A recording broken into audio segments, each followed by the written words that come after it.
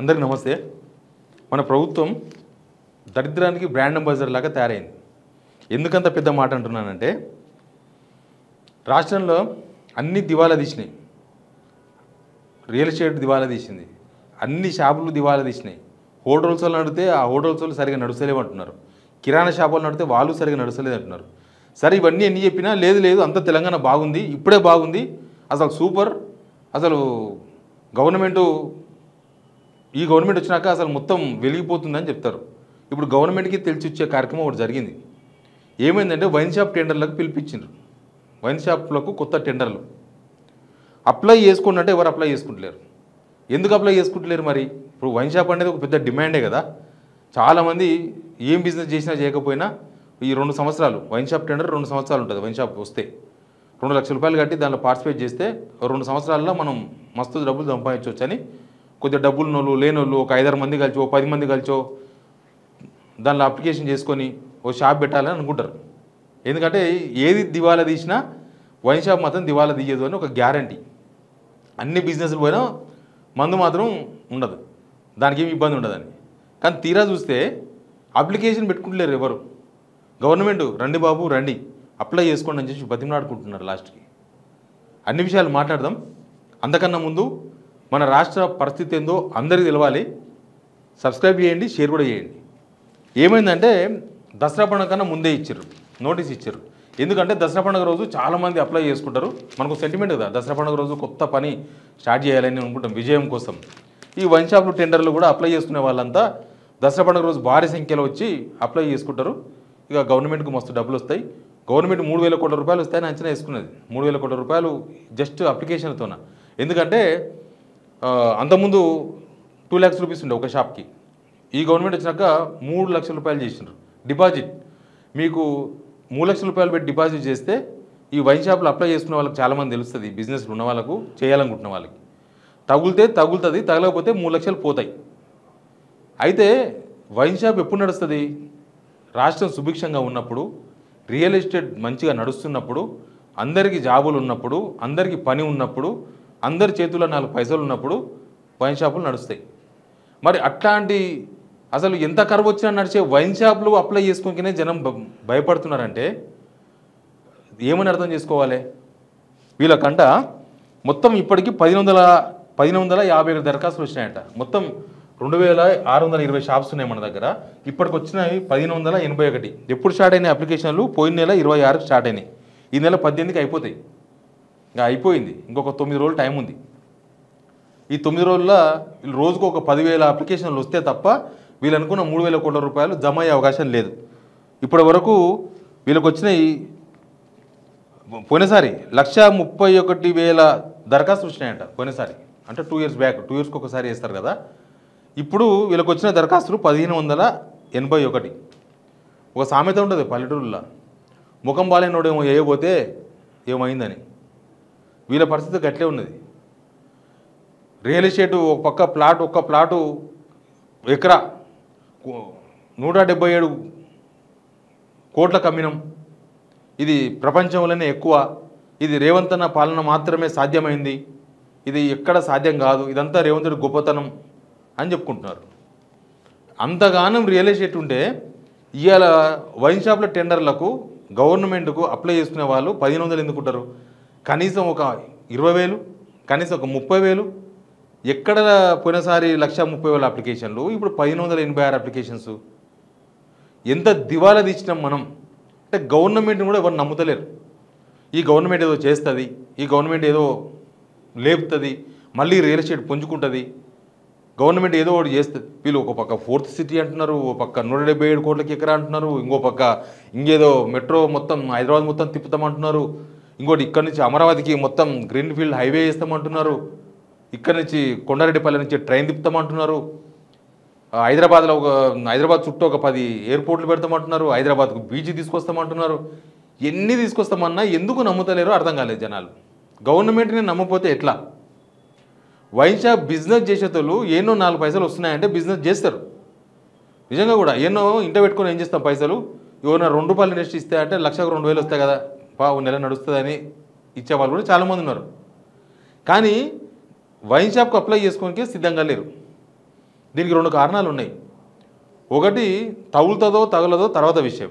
తగలపోతే 3 లక్షలు పోతాయి. 2 లక్షలది 3 లక్షలు చేసిండ్రు కదా, అత్యాశ కదా వీళ్ళకి. దందా బాగున్నప్పుడు, బాగా నడుస్తున్నప్పుడు, మార్కెట్ బాగా ఉన్నప్పుడు ₹1,00,000 2 లక్షలది 3 లక్షలు చేసినా దానికి అందం ఉంటుంది. నడుస్తూనే లేదు అసలు ఏమి. ఇప్పుడు ఉన్న వైన్ షాప్లే ఆడికాడికి అమ్ముడుపోతుంది. ఇప్పుడు ఆడికాడికి వెళ్తే చాలు వాళ్ళకి. లాస్ట్ టైము 2023 నవంబర్ కదా, నవంబర్ కన్నా ముందు కదా, నవంబర్కి వెళ్ళి స్టార్ట్ అయినాయి కొత్త షాపులు, ఇప్పుడున్న షాపులన్నీ కూడా. మరి ఆ షాపులే లాస్ట్ 6 మంత్స్కి వెళ్ళి దివాలా తీసినాయి. ఆడికాడికి అమ్ముడుపోతున్నాయి. వాళ్ళకు కూడా పెద్దగా బెనిఫిట్ ఏం రాలేదు, రియల్ ఎస్టేట్ లేకపోవడం దానికి కారణం. ఇప్పుడు సరే అప్లై చేసుకుంటే తగులుతుంది, తగలకపోతే 3 లక్షలు పోతాయి. కానీ తగులితే కూడా నడుస్తుందని గ్యారంటీ లేదు. అది బాధ. ఇక్కడ 3 లక్షలు ఉంటాయి పోతాయి, కానీ తగులితే మనకు లాభాలు వస్తాయి, మంచి లాభాలు వస్తాయి అని నమ్మకం లేదు. సింగిల్గా వైన్ షాప్కు టెండర్ వేసే వాళ్ళు చాలా తక్కువ మంది ఉంటారు. గుంపులు అయ్యి సిండికేట్ అయ్యి చేస్తుంటారు. అసలు ఒక తెలంగాణలో కాదు, తెలంగాణలో మంచిగా మంది అవుతారని, ఈ దందా బాగా నడుస్తుందని పక్కన ఆంధ్రప్రదేశ్ నుంచి, కర్ణాటక నుంచి, రకరకాల ఏరియాల నుంచి వచ్చి ఇక్కడ టెండర్లు వేస్తారు. వాళ్ళు కూడా వస్తలేరు తెలంగాణకు. ఇంకా తెలంగాణ దివాలా తీసింది అనకపోతే ఏమనాలి? ఇప్పుడు కనీసం పక్క రాష్ట్రం వాళ్ళు కూడా నమ్మకం లేకుండా చేసిండ్రు. కనీసం కాంగ్రెస్ లీడర్ కూడా వేస్తలేనట అప్లికేషన్లు. కాంగ్రెస్ లీడర్లు చాలామంది ఈ వైన్ షాపుల్లో ఉన్నారు. వాళ్ళు కూడా టెండర్లు వేస్తలేరు. వాళ్ళ ప్రభుత్వాన్ని వాళ్ళు కూడా నమ్ముతలేరు. మరి కాంగ్రెస్ వాళ్ళు నమ్మపోయారు, పక్క రాష్ట్రం వాళ్ళు నమ్మపోయారు, మన రాష్ట్రం వాళ్ళు నమ్మపోయారు.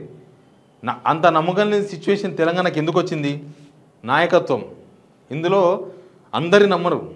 ఈ ప్రభుత్వానికి నాయకుడు ఎవరో వాళ్ళని నమ్ముతారు. ఆయన మీద నమ్మకం ఉంటే పెట్టేస్తారు. ఇప్పుడు ఆ నాయకుడినే నమ్మే పరిస్థితులు లేవు. ఆ నాయకుడే ఎప్పుడు ఏ నిర్ణయం తీసుకుంటాడో, ఎప్పుడు చిత్తం దేవుడు అన్నట్టు అయిపోయింది. కాబట్టి ఆ నిర్ణయాలు జనాల మీద ఎఫెక్ట్ చూపిస్తున్నాయి. జనాల జీవితాలు బాగు చేయడానికి ఎఫెక్ట్ చూపిస్తలేవు, జనాలను నాశనం చేయడానికి ఎఫెక్ట్ చూపిస్తున్నాయి. అట్లా మొత్తం బిజినెస్లు మొత్తం కూడా కునారిల్లిపోయినాయి. ఇక్కడ హైదరాబాద్లో కాదు, మొత్తం రాష్ట్ర వ్యాప్తంగా ఉన్న సిచ్యువేషన్ అది. ఇప్పుడు హైదరాబాద్లోనే ఇంత దివాలా తీసుకున్నాయంటే ఏ కరీంనగర్లోనో, ఏ మహబూబ్నగర్లోనో, ఏ ఆదిలాబాద్లోనో అక్కడ ఇంకా గిరాకీ డల్ అయిపోయింటుంది మార్కెట్. అక్కడ కూడా జనాలకు డబ్బులు లేవు కదా. గవర్నమెంట్ స్కీమ్స్ అమలు చేస్తే మార్కెట్లకు డబ్బు ఫ్లో అవుతుంది. ఆ డబ్బు అటో ఇటో తిరుగుతుంది. సాయంత్రం కష్టకాలం చేసిన ఆయన, కష్టపడ్డైనా సాయంత్రం వైన్ షాప్కి వస్తాడు, 4 పైసలు ఖర్చు పెడతాడు.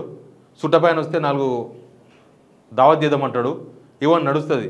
మొత్తం ప్రభుత్వం దివాలా తీసి, రాష్ట్రం దివాలా తీసి, ప్రజలు దివాలా తీసి, వ్యాపారస్తులు దివాలా తీసి, మొత్తం తెలంగాణనే దివాలా తీస్తే లీడర్లు మాత్రం బాగుపడ్డారు.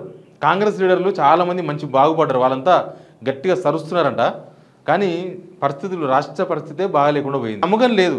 ఎందుకు నమ్మకం లేదంటే రాష్ట్రంలో ప్రభుత్వం పోకడ అట్లా ఉంది. ప్రభుత్వం ఏం చేస్తుంది అనే దానికి క్లారిటీ లేదు. ఇప్పుడు హైడ్రా తీసుకొచ్చి అన్ని కూలగొట్టేసి, ఉన్నాయి లేమని కూలగొట్టేసి లాస్ట్కి రియల్ ఎస్టేట్ లేకుండా చేసారు కదా. ఇక అప్పటి నుంచి ఈ దివాలా స్టార్ట్ అయింది. ఈ దివాలా కోలుకోనికే ప్రభుత్వం దగ్గర ఏం సోర్సెస్ లేవు. అసలు ఎట్లా డబ్బులు సంపాదించాలి గవర్నమెంట్, లేదు ఎట్లా రియల్ ఎస్టేట్ను పెంచాలి. అక్కడెక్కడో ప్లాటు ఎకరా 107 కోట్లు పోతే తెలంగాణ మొత్తం రియల్ ఎస్టేట్ పుంజుకుంటుందా? ప్రభుత్వానికి విధానం ఉండాలి. ఒక్క రియల్ ఎస్టేట్ మీద డిపెండ్ అయ్యే చాలా ఉంటాయి. దానిలో ఈ వైన్ షాపులు కూడా ఒకటి ప్రధానమైనవి. ఒక ప్లాట్ అమ్మాలంటే 4 సిట్టింగులు జరుగుతాయి. 4 సిట్టింగుల కాడ 4 ఫుల్ బాటిల్ వేస్తాయి. మరి అట్లాంటప్పుడు రియల్ ఎస్టేటే లేదు. కానీ ఇది ఒక సూచిక ప్రభుత్వానికి, ఇదొక సిగ్నల్. ఏంటంటే ఎంత దివాలా తీసింది రాష్ట్రం. మీరు ఉత్త మాటలు మాట్లాడితే కాదు, ఒరిజినల్గా చూస్తే ఏంది పరిస్థితి రాష్ట్రంలో అంటే, ఎవ్వరు పైసలు ఉన్నవాళ్ళు బయట దీనికే ధైర్యం చేస్తలేరు. లేని దగ్గర పైసలు లేవు. ఉన్నోళ్ళు కూడా ఏదైనా బిజినెస్ చేద్దామంటే ముందుకు వస్తలేరు. ఇంకా వైన్ షాపులు పెట్టినకనే ముందుకు రాకపోతే జనము డబ్బులున్నోళ్ళు ఇక రియల్ ఎస్టేట్లో ఏడబెడతారు పెట్టుబడులు. అవి వస్తావో రావో, ఎప్పుడైతే ఏమైతుందో తెలియదు. కనీసం ఇదైతే డైలీ బిజినెస్ వైన్ షాప్ అనేది స్టార్ట్ అయిందంటే డైలీ కౌంటర్స్ ఉంటాయి. నాకు తెలిసిన కొంతమంది మిత్రుల వైన్ షాప్స్ ఉన్నాయి. ఒకప్పుడు 6 లక్షలు, 7 లక్షలు, 10 లక్షలు అయిన కౌంటర్లు ఇవాళ 2 లక్షలు అయితే ఎక్కువనట. ఎందుకు అనంటే సిచ్యువేషన్ అట్లా ఉంది. ఫుల్లు కొనుక్కోపోతాడు, ఆఫ్ కొనుక్కోపోతారు, ఆఫ్ కొనుక్కోపోతాడు, క్వార్టర్ కొనుక్కోపోతుండ్రు. మొన్న దసరా పండుగకు హైయెస్ట్ ఎందుకు కొనుక్కున్నారంటే వీళ్ళు ఆడిన డ్రామాతోన, ఎలక్షన్ అనే పేరుతో డ్రామా తెరలేపితే ఈ ఆశాభావులందరూ కూడా ఇల్లు క్వార్టర్లు వంచుడు, ఆఫులు వంచుడు ఇవన్నీ జరిగినాయి. కాబట్టి మొన్న హైయెస్ట్గా దసరా పండుగ అమ్మిర్రు. కానీ మార్కెట్ దివాలా తీసింది. మార్కెట్ మీద నమ్మకం ఉంటే ఎవ్వరు చెప్పాల్సిన అవసరం లేదు. ఇక అప్లికేషన్స్ లెక్కనే చెప్తుంది. ఈ అప్లికేషన్స్ ఇవాళ 1500 కాడ ఆగేది కాదు, ఖచ్చితంగా ఒక 60-70 వేల దగ్గర పోయేది. కనీసం 10,000 కాదు 2,000 కూడా అప్లికేషన్స్ రాలేదంటే రాష్ట్ర ఆర్థిక పరిస్థితి ఏంది, వీళ్ళ పరిపాలన మీద ఎవరికి ఎంత నమ్మకం ఉంది, రాష్ట్ర ప్రజలకు ఎంత నమ్మకం ఉంది, ఫ్యూచర్ ఏందో ఈజీగా అర్థం చేసుకోవచ్చు. Please subscribe signal TV.